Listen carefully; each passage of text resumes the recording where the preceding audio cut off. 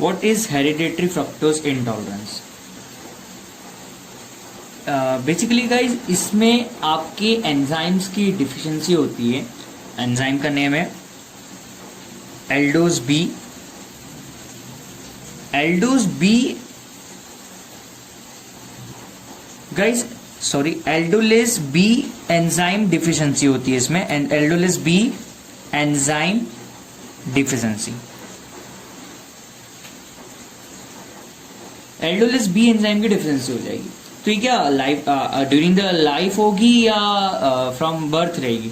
Guys basically याद रखिएगा ये इनहेरिटेड डिसऑर्डर है।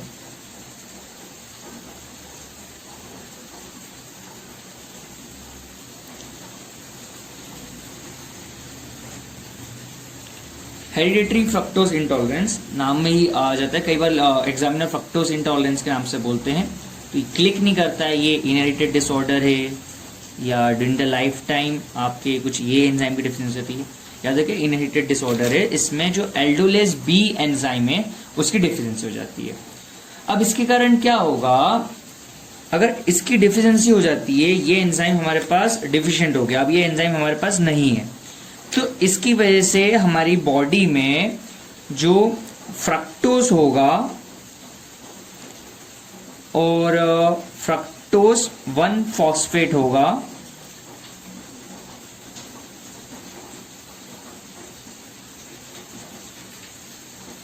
ये बढ़ जाएगा।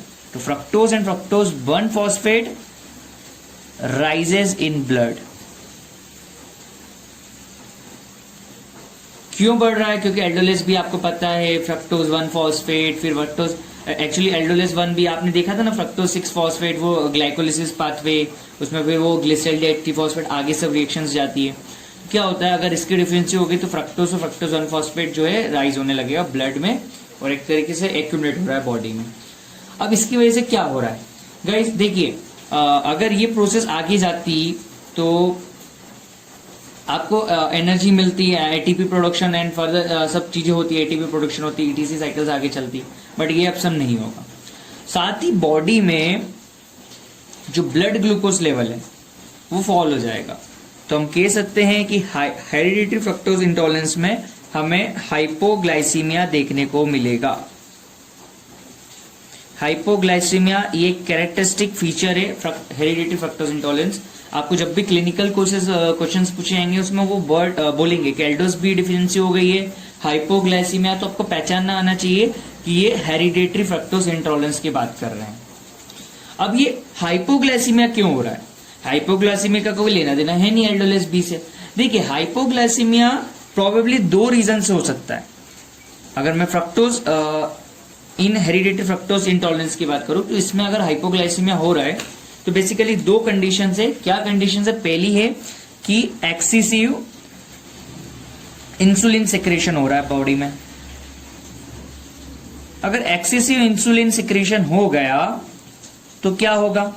देखिए गाइस, अगर एक्सेसिव इंसुलिन सिक्रेट हो रहा है बॉडी में तो आपका ग्लूकोज जो है ग्लाइकोजन में कन्वर्ट हो रहा है, तो ब्लड ग्लूकोज लेवल है वो फॉल हो रहा है, इसलिए हाइपोग्लाइसीमिया की कंडीशन आ जाएगी। सेकेंड अगर मैं बात करूं तो वो हो रहा है इनिबिशन हो रहा है। अब किसका इनिबिशन हो रहा है? इनिबिशन हो रहा है मेरे एक एंजाइम में, inhibition of phosphoglucomutase enzyme. Inhibition of phosphoglucomutase enzyme.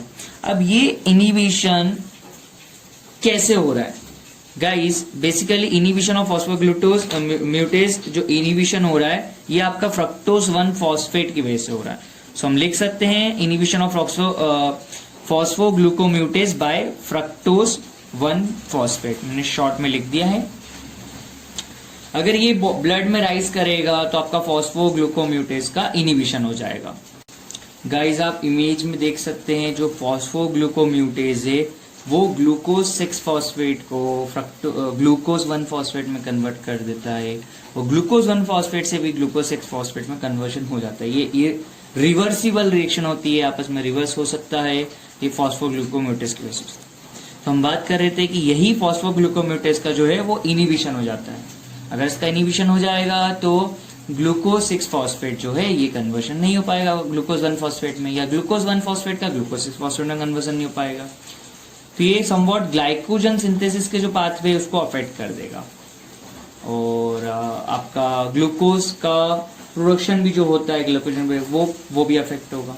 सो इस तरीके से आपकी ब्लड में जो है ग्लूकोज का लेवल फॉल हो जाएगा और आपकी हाइपोग्लाइसीमिया की कंडीशन आ जाएगी। ठीक है, तो अब इसका ट्रीटमेंट क्या होगा? एग्जामिनर इसका मेनली ट्रीटमेंट भी पूछते हैं। अगर आपने 2 वर्ड बता दिए तो वो पूछेगा क्या हम इसमें ट्रीटमेंट देंगे। तो गाइस ट्रीटमेंट के लिए आप दे सकते हैं डाइट, मतलब रिकमेंड कर सकते हैं आप पेशेंट को कि उन्हें जो डाइट है वो अपनी उसमें फ्रक्टोज और सुक्रोज का जो लेवल है वो लो लेना होगा। इससे क्या होगा कि देखो फ्रक्टोज ज्यादा एक्यूमुलेट होगा नहीं बॉडी में, सुक्रोज भी मना इसलिए करा क्योंकि फ्रक्टोज सुक्रोज ये आपस में इंटर कन्वर्टेबल होंगे। तो इसलिए जो डाइट लेना होगी पेशेंट को, वो जो डाइट लेनी पड़ेगी वो होगी diet low in fructose and sucrose. Diet low in fructose and sucrose is beneficial for your patient.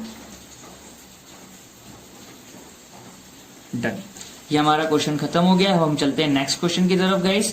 हमारा नेक्स्ट क्वेश्चन है how will you estimate the true glucose. इसके लिए मेथड होती है, मेथड का नाम है ग्लूकोज ऑक्सीडेज मेथड। गाइस ये इस मेथड से हम जो बॉडी में ट्रू ग्लूकोज को मेजर कर सकते हैं। चलते हैं नेक्स्ट क्वेश्चन की तरफ। Glucose vial constituents. गाइस इसके कॉन्स्टिट्यूएंट्स बताने से पहले आपसे मैं पूछना चाहूंगा वायल क्या होता है, ग्लूकोज वायल क्या होता है। गाइस इसका मतलब होता है कि आप जो है अपने ब्लड कनेक्ट करते हैं, अपना जो ब्लड है ब्लड का सैंपल कलेक्ट करते हैं और उसमें एस्टिमेशन करते हैं ग्लूकोज लेवल का, उसको बोलते हैं ग्लूकोज वायल। अगर आपसे कोई पूछे what is the use of glucose vial तो आप बता दीजिएगा कि glucose vial is used to collect blood for estimation of glucose level. अब जनरली एग्जामिनर ये पूछता है, ग्लूकोज वायल नहीं पूछता है, ये पूछता है कि ग्लूकोज वायल के कॉन्स्टिट्यूएंट्स क्या है। तो इसके कॉन्स्टिट्यूएंट्स बेसिकली आपके सोडियम फ्लोराइड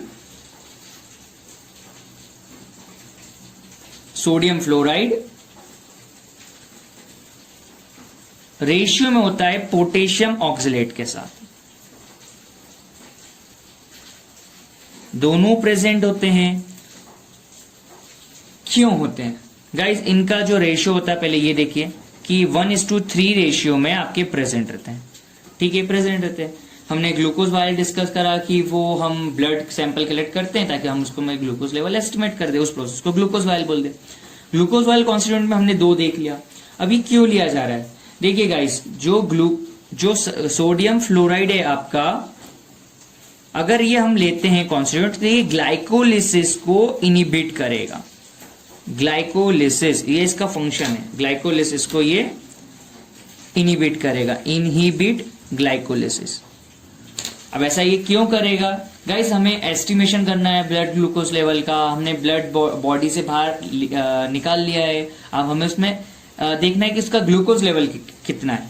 और अगर हम ऐसे ही चेक करेंगे तो क्या होगा, देखो आपको पता है कि ब्लड में ग्लाइकोलिसिस हमेशा चलते रहती है ब्लड ग्लूकोज लेवल को मेंटेन करने के लिए।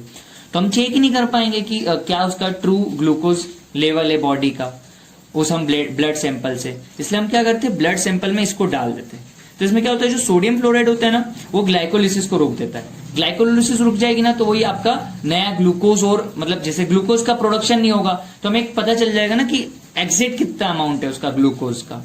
और अगर ये ग्लाइकोलिसिस होती रही तो और ग्लूकोज लेवल बढ़ते जाएगा तो हमें पता ही नहीं चल पाएगा कि ट्रू उसका ग्लूकोज लेवल क्या है बॉडी का। सेकेंड चीज हम डालते हैं पोटेशियम ऑक्सलेट। ये हम क्यों डालते हैं? क्योंकि हम चाहते हैं कि कोगुलेशन ऑफ द ब्लड ना हो। आपने देखा ना, अगर ब्लड हमने बाहर निकाल के रखा बॉडी से तो कोगुलेट हो जाएगा, तो उसको उसमें एंटी कोगुलेंट्स कुछ डालने होंगे ना। तो potassium oxalate works as a antioxidant, it works as a anti coagulant.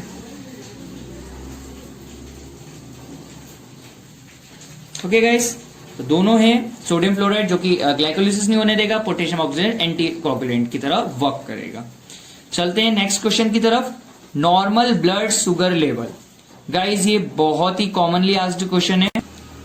Blood glucose level, blood sugar level हमेशा पूछा जाता है। देखो अगर नॉर्मली मैं बात करूं, अगर आपने खाना ना खाया हो, ठीक है, मतलब मैं नॉर्मल आपकी बात कर रहा हूं कि आपने जैसे खाना खाए हुए आपको 3 या 4 घंटे हो गए, ठीक है ना, जब की बात कर रहा हूँ, खाना खाने के तुरंत बाद की बात नहीं कर रहा हूँ, उसको पोस्ट प्रेंडियल लेवल बोलते हैं, वो हम आगे देखेंगे।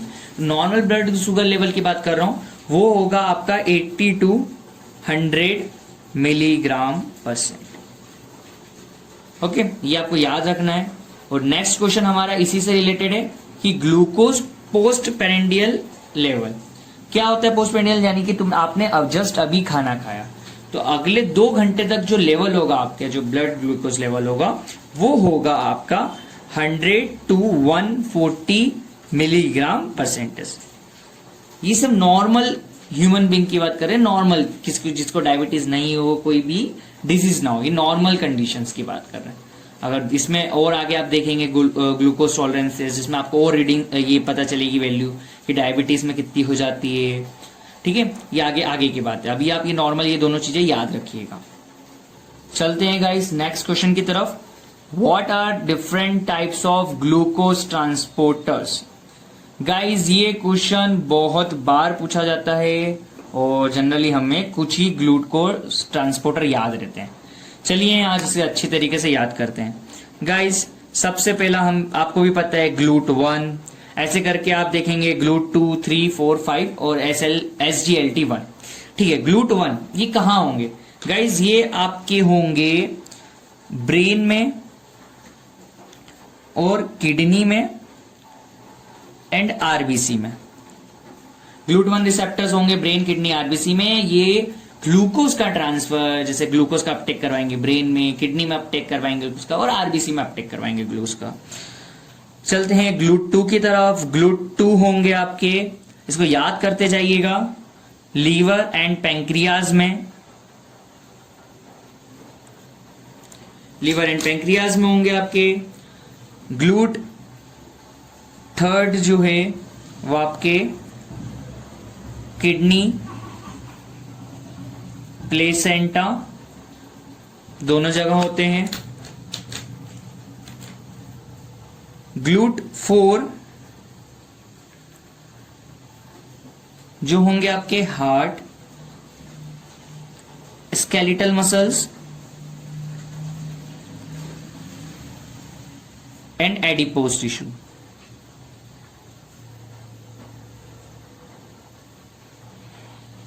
देख रहे हो आप, heart, skeletal muscles and adipose, लगभग पूरी बॉडी कवर हो रही है। तो ग्लूट 4 समवॉट इंपॉर्टेंट है, आपको याद भी होगा ग्लूट 4, और ये याद रहता है ग्लूट 4 हार्ट, स्केलेटल मसल और एडिपोज टिश्यू में। इसके अलावा ये भी इंपॉर्टेंट है, ग्लूट 1 याद रहना चाहिए आपको कि कहाँ होता है, ठीक है। गाइस बेसिकली क्या होता है, जब हम इसको याद करते हैं ना, तो हम कंफ्यूज हो जाते हैं कि कौन सा कहाँ पर होगा। मैं ये मार्क कर रहा हूं ना, ये हमेशा याद रखिएगा, भले इसमें कंफ्यूज हो जाइए, बट ना हो तो अच्छा है, बट इसको याद रखिएगा कि ग्लूट 1 ब्रेन, किडनी, आरबीसी में होंगे, ग्लूट 4 इसमें होंगे। ग्लूट 5 भी बता देता हूं मैं, जो आपके ग्लूट 5 होंगे, ग्लूट 5 ट्रांसपोर्टर आपके स्मॉल इंटेस्टाइन में होंगे।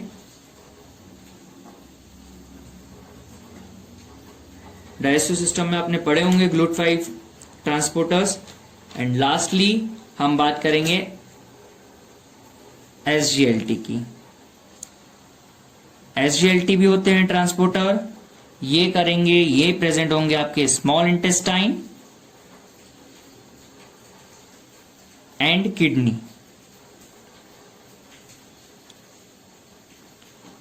अब देख सकते हैं कि आपके स्मॉल इंटेस्टाइन में ग्लूट 5 भी होते हैं, SGLT1 भी होते हैं, वही आपकी किडनी में SGLT1 होंगे एंड ग्लूट 3 होंगे। इनमें से आप ग्लूट 1, ग्लूट 4 को याद रखिएगा, अगर आपको बाकी भी याद हो जाते तो अच्छी बात है। गाइस ये 3 स्टार मैंने दिए क्योंकि ये क्वेश्चन जनरली पूछा जाता है। What are the conditions in which blood sugar level is low? Guys low पूछा जा रहा है कि ब्लड शुगर लेवल कब कम हो जाती है। हम देखते हैं जनरली हमें पता रहता है कि जब ओवरडोज लिए जाते हैं, ओवरडोज हो जाते हैं आपके, ओवरडोजेस ऑफ इंसुलिन। इंसुलिन का जब भी आप ओवरडोज दे देते हैं किसी डायबिटिक्स पेशेंट को, तो ब्लड शुगर लेवल लो हो जाएगा अगर आपका ओवरडोज हो गया इंसुलिन का। सेकेंड, जनरली हाइपोथायरॉयडिज्म में देखा जाता है, हाइपरथायरॉयडिज्म जिस भी पेशेंट को होता है उसमें ब्लड शुगर लेवल कम हो जाता है। Third, Addison's disease. Addison's disease में भी ब्लड ग्लूकोज लेवल जो है, ब्लड शुगर लेवल है, वो लो हो जाता है। चलते हैं नेक्स्ट क्वेश्चन की तरफ। What are conditions in which blood sugar level is raised. Guys just हमने डिस्कस करा है ब्लड शुगर लेवल कब लो हो जाती है। अब क्वेश्चन है what are the condition in which blood sugar level is raised. तो गाइस ब्लड शुगर लेवल जो है बढ़ जाता है। पहली कंडीशन है डायबिटीज मेलाइटस। इंसुलिन होता नहीं है इसलिए ग्लूकोज का ग्लाइकोजन में कन्वर्ट नहीं हो पाता है, सो ब्लड ग्लूकोज लेवल बढ़ जाएगा। ये कब होगा? डायबिटीज मेलाइटस में। डायबिटीज मेलाइटस में ही हमने कंडीशन देखी थी कि जब ब्लड ग्लूकोज लो हो जाता है। कब? जब हमने ओवरडोज दे दिया इंसुलिन का अगर ओवरडोज हो जाएगा तो वो पूरा ब्लड में आपका ग्लूकोज लेवल कम कर देगा। और इधर हम बात कर रहे हैं सिर्फ डायबिटीज मेलाइटस, हमने इसमें कुछ इंसुलिन नहीं दिया उसको पेशेंट को, ये डिजीज है जिसमें कि उसका ब्लड शुगर लेवल बढ़ जाएगा क्योंकि उसके पास इंसुलिन नहीं है, बॉडी में इंसुलिन प्रोडक्शन कम है। फिर कब होगा? हाइपरथायरॉयडिज्म। गाइस हमने ब्लड शुगर लेवल लो में बात करा था हाइपोथायरॉयडिज्म की, कि हाइपोथायरॉयडिज्म में ब्लड शुगर लेवल कम हो जाता है, बट हाइपरथायरॉयडिज्म में ब्लड शुगर लेवल जो है बढ़ जाएगा। फिर बात करें तो आपकी हाइपर एड्रिनलिज्म में भी ब्लड शुगर लेवल बढ़ जाएगा। और अगर आपको याद रह जाए तो आखिर ये भी कर दीजिएगा कि हाइपर पिट्यूटरिज्म में, हाइपर पिट्यूटरिज्म, ये कंडीशंस बता दीजिएगा अगर आपको ये क्वेश्चन आता है तो, कि ब्लड शुगर लेवल कब बढ़ जाता है। चलते हैं नेक्स्ट क्वेश्चन की तरफ। What is kidney threshold for glucose. Commonly asked question है ये भी। 180 मिलीग्राम। गाइस इससे ज्यादा अगर ग्लूकोज का लेवल ब्लड में होता है तो वो एक्सक्रीट होते जाएगा, तो ये थ्रेशोल्ड लेवल होता है। इससे ज्यादा अगर होगा तो किडनी उसको एक्सक्रीट कर देगी। चलते हैं नेक्स्ट क्वेश्चन की तरफ। What are the hormones which keep blood sugar level high. कौन से हार्मोन्स होंगे जो कि ब्लड शुगर लेवल को हाई रख सकते हैं। अभी हमने थोड़ी देर पहले ब्लड शुगर लेवल कब बढ़ जाएगा हमने डिजीजेस देखी थी, डायबिटीज मेलाइटस, हाइपरथायरॉयडिज्म, हाइपर एड्रेनलिज्म। अब वही पूछा जा रहा है कि हार्मोन कौन से होंगे, डिजीज की बात नहीं जा रही, हार्मोन की बात करी जा रही है। तो देखिए बेसिकली फर्स्ट हार्मोन जो हमें याद रहता है जनरली ग्लूकेगॉन अगर होगा, सेक्रीट होगा तो ब्लड ग्लूकोज लेवल बढ़ जाएगा। Epinephrine,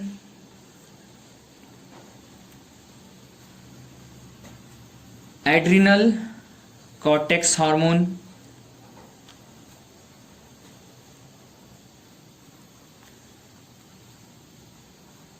thyroid hormone,